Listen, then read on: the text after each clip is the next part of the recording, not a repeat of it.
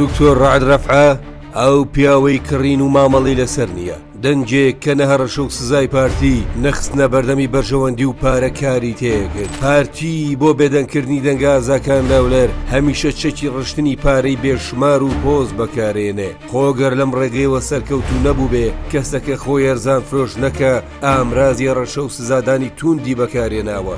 زۆریش نمونە لەم بارەیەوە هەیە، بەڵام لە بەکارهێنانی ئەم دووچەکە هەموو جار سەرکەوتو نەبووە.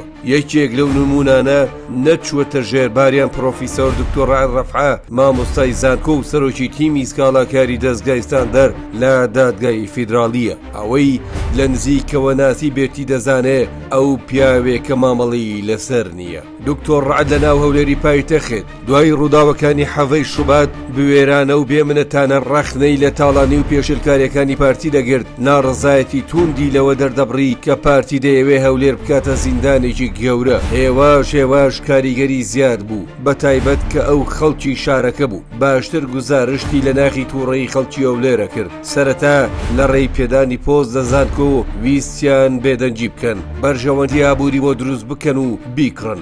بەڵام کاتێک بینیانە و ڕێگایە کار لە دکتۆر ڕەعەد ناکە، ئەو تونتر لەسەر موچە و قوت و ژیانی خەڵک دێتە دەنگ. لە ناڕەزایەتی و خۆپشاندانەکانی هەولێر بەشداری دەکا و ڕۆڵی سەرەکیەیە. کاریگەریشی لەسەر مامۆستایان و قوتابیانی زانکۆی سەلاحەدین و خەڵکی هەولێر زیاتر دەبوو. ترسی زیاتریان لێ نیشت، بۆیە استراتیژی خۆیان گۆڕی جگە لە هەڕەشە بڕیاریاندا لە زانکۆ سزای بدەن و وانەوتنەوە و سەرپەرشتی نامی ماستەر و تێزی دکتۆرایان لێ سەندەوە.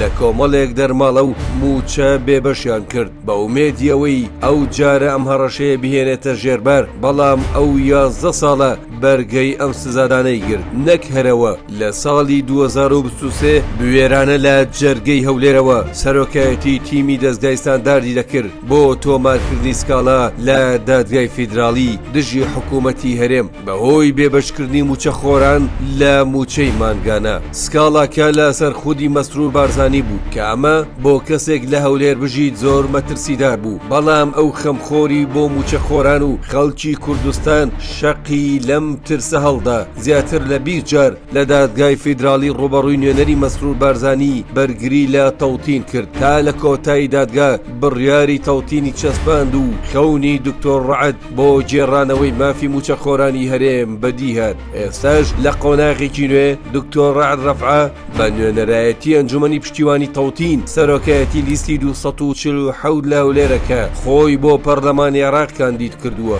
دەیەوێ بە هەمان چاو نەترسی و دڵسۆزی بۆ موچە خۆران و خەڵکیش بەگشتی داکۆچی لە موچە و گوزەرانی خەڵک بکە. ئامانجی سەرەکی دکتۆر ڕەعەد ڕەفعە بۆ بەشداریکردن لەم هەڵبژاردنەی عێراق جێبەجێکردنی تەواوی بڕیاری تەوتینە، هەڵگرتنی باج و سەرانەی نایاساییە، هەرزانکردنی بەنزین و خزمەتگوزاریەکانی دیکەیە. چوونی ئەو بۆ پەرلەمانی عێراق بەدیهێنانی مۆدیلێکی نوێی نوێنەرایەتی هەولێرە لە پەرلەمانی عێراق کە خەونی هەموو دانیشتوویەکی ناڕازی پارێزگای هەولێرە لەم دەسەڵاتە شکست خواردووە.